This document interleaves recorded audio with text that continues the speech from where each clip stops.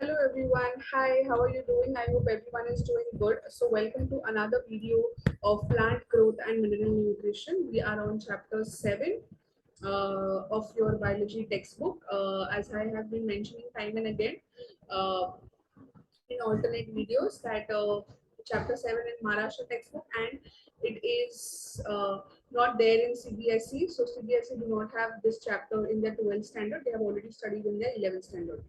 So let's begin. In the previous video, we have talked about gibberellic acid, its function and uses, and another hormone, cytokinins, and its function and uses. In this video, we will be covering the remaining two hormones, that is ethylene and abscisic acid. Let's begin. So ethylene is another growth hormone. Mostly, it's a growth regulator. Okay, mostly it's a growth regulator. So there's a difference between regulator and hormone, which is purely for growth purpose. So it will regulate, as in how much growth is required in a particular plant, till what extent. So similar on those lines. So it acts as a growth promoter as well as an inhibitor. So as I told you, it will not only promote growth, but also if the growth is enough, so now it will act as an inhibitor. So that is what we mean by a regulator. So whenever the growth is required till an extent, so ethylene will function as a growth promoter, but enough growth has taken place. Now no more growth is required. The growth has to stop. Okay, let's say the fruit is fully ripened and the fruit has to be taken off, has to fall from the tree, for example. So now this same ethylene will function as an inhibitor. So this is acting as a modulator, as a regulator. Okay, so it will act as both as a promoter also and as a inhibitor also. Okay, it is one of the hormone which is in the gaseous form. Up till now, whatever hormones we have seen, they will always be in liquid form, can be converted into liquid, solid, crystals, or something like that. But ethylene exists in gaseous form. Okay, it is synthesized mostly primarily in the ripening of fruits and tissues undergoing senescence. So one of the major functions of ethylene gas or ethylene hormone, you can say, is to ripe the fruits. Okay, in the process of ripening of the fruits. So this is produced naturally in the plant setup, or if you want to do it synthetically, so you can apply ethylene hormone for the fruit ripening process. Okay, so wherever tissues are undergoing senescence, that is, they are undergoing aging, there you will find ethylene gas. Okay, so many physiological functions are regulated by this hormone. In agricultural setup, ethylene has wide applications. Okay, some of the applications you will be seeing now.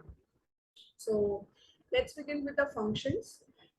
It fastens the ripening process. So you take the raw mangoes and, let's say, raw bananas, and you keep it in the room, in a place for ripening. You don't want it to ripen on the tree because of the damage that might happen to the fruits. So you can always take it, and that is how usually mangoes are ripe. Yes. So application of this ethylene hormone fastens the ripening process of the fruits, controls the epinasty of leaves. What do we mean by epinasty of leaves? Means drooping of leaves and flowers. This means drooping, like bending. Okay, bending of the leaves and flowers. Okay, basically this in turn will help the uh, photosynthetic activity to be performed well. Okay, this activity helps in one of the enzymes related to the chlorophyll, known as chlorophyllase, which causes a degreening effect in banana and citrus fruits. So for that purpose, it controls the drooping of the leaves and also flowers in plants. It breaks seed and bud dormancy. So similar like gibberellic acid we saw, it will enhance it, or it will promote seed germination by breaking the dormancy of seed and bud also. Okay, rapid elongation of petioles and internodes. So ethylene hormone, in addition to ripening of fruits, it will also promote, it will also stimulate rapid elongation of the petiole. Petiole, we, I hope you know, this is the stick or the stalk, and you have the leaf or the fruit or whatever flower. Okay, so this is your petiole, and internode we just saw. Yes, a part of the stem. So rapid elongation of petiole and internodes, then promotes senescence and abscission of leaves and flowers. Up till now, we have seen auxins, gibberellic acid, and cytokinins to be preventing senescence, prevents senescence or delays senescence. Okay, but what is ethylene gas doing? Promoting aging, because aging means ripening of fruits. It is playing a very important role in the ripening of fruits. So that is why it is promoting senescence and abscission. Okay, that is falling off of the leaves and flowers from the trees. Okay, so this is one of the important function of different function or contrary function to whatever hormones we have seen with respect to auxin, gibberellin, and cytokinins. Ethylene performs this. Induces root growth and root hair. Induces root growth and root hair formation, thereby increasing the absorption surface. Okay.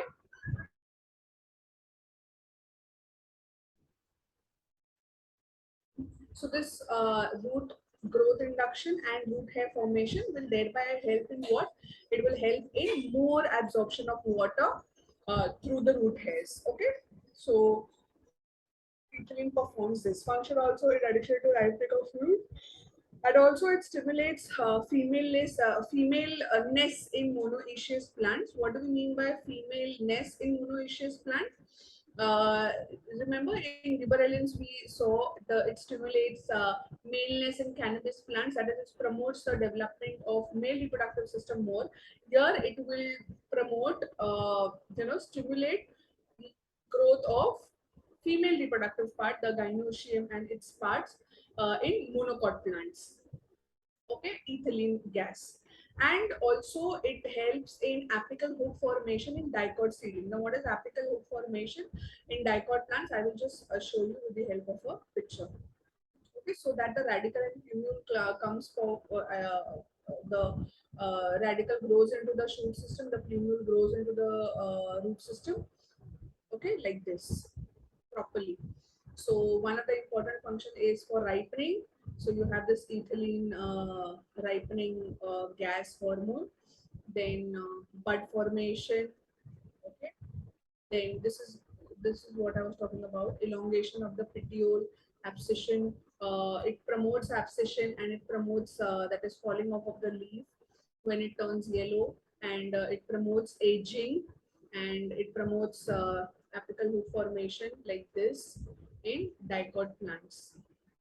Okay, so these are the functions of ethylene. This is the summary chart of ethylene. Yes. So functions you will see: transverse growth, senescence, fruit ripening, breaking of dormancy. Okay, elongation of the aquatic forms, that of the especially the root system, which is under the ground and is there for absorbing water from the soil. Yes, so for that it is helpful. Elongation of the root and the root hairs, flowering, and the male reproductive or female reproductive system stimulation, also sex expression. Uh, so these are some of the functions of the ethylene, where it is applied for ripening of fruit, for abscission and thinning, so that falls off leaves and flowers, increase in the number of fruits, okay, and sprouting of storage organs. So bud formation we just saw in the previous picture in case of the um, potatoes. Okay, so this is a summary of ethylene gas. Moving to the next hormone, the last hormone, that is abscisic acid.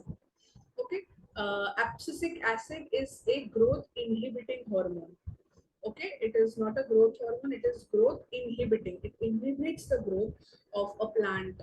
Okay, So it acts as an antagonist to gibberellic acid specifically. Yes, gibberellic acid, as we saw, sudden growth and sudden elongation of the stem. Abscisic acid will be the opposite of it. As you can see, the wilting of the plant. Okay, the plant is about to die. So this is because of the acid, this hormone, abscisic acid. So it stops or it inhibits plant metabolism. It does not allow the plant to carry out further photosynthetic activities or any metabolic activities, and thereby does what? Abscission, dying off, and dormancy. Okay, so either it will completely wilt the plant and cause it to die, or it will subject it to dormant stage. Okay, it is also known as stress hormone. Dormant stage means what? Once a plant or a seed is in dormant stage, it means it has not died yet. It has not died yet. It can be rejuvenated. Okay, like the seed dormancy can be broken by application of gibberellic acid, and it can then the seed can now germinate. Similarly, if a plant has entered into a dormant state because of any unfavorable environmental condition, this hormone is released as a stress hormone. Uh, so the plant, kind of goes into dormant state, and when favorable condition returns, it will start flourishing like earlier. So hence it is known as stress hormone. It increases the tolerance of plants. So whenever stress or unfavorable condition is there, the plant will stop its metabolism. It will stop growing.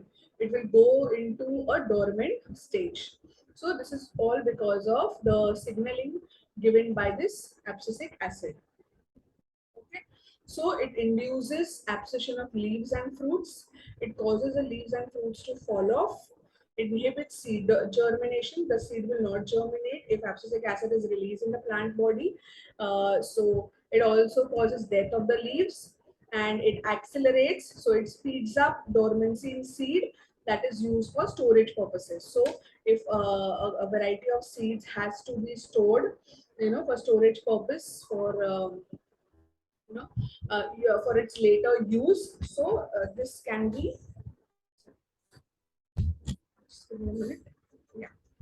So abscisic acid can be used in this purpose, that you apply abscisic acid to this seed, they will go into dormancy stage, and whenever you require those seeds for germination, you can always apply other hormones like gibberellic acid and cause it to germinate again. Okay. Also, as we just saw, that it inhibits plant metabolism. That is one of the major activity that the plant carries out is photosynthesis. Okay, for photosynthesis, in the previous chapter, we saw transpiration, the opening and closing of stomata. So this stomata is caused to close and prevent transpiration by abscisic acid, because abscisic acid is giving signaling to the plant that it is under some stress.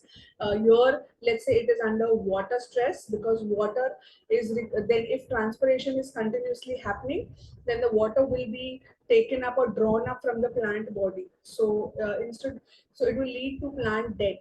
So to prevent the death, it can stop transpiration. The plant stops transpiration by closing the stomata and causes the plant to go into dormant stage. Okay. So this is how abscisic acid works as a hormone, as a stress hormone, or as a growth inhibitor hormone. Okay. So here are the functions: abscission, dormancy of buds and seeds, metabolic activities will be inhibited, then seed germination will be inhibited, stomata will be closed to stop transpiration, so anti-transparent. So if you want any plant or any tree in agricultural setup to stop transpiration, you can apply abscisic acid, you can give synthetic application of abscisic acid to those particular crops or plants. And for storage purposes, if you want to achieve dormancy of seeds or some other parts, so abscisic acid can be applied in that particular scenario. So that's all with regards to the plant hormones. So this is a kind of summary you can go through. a picture which tells you important things, 1 or 2 liner important things regarding all the 5 hormones. You can go through and make a note of it. Then this is another summary with respect to growth promoters, growth inhibitors, and which acts as inhibitor and promoter both. So in this category, only ethylene is there. Inhibitor only abscisic acid, and promoters we have 3 auxins, gibberellins, and cytokinins. Very important flowchart. Keep this in mind. Okay. So a nice flowchart giving you who are the growth promoters, who are growth inhibitors, who are inhibitors and promoters both. So that's all. This is just for a piece of information. The freshly cut smell of a grass is actually a hormone that plant releases when in distress. So now we know this. Yes. So thank you. Take care, all of you. See you in the next video. Bye bye. Keep revising till then.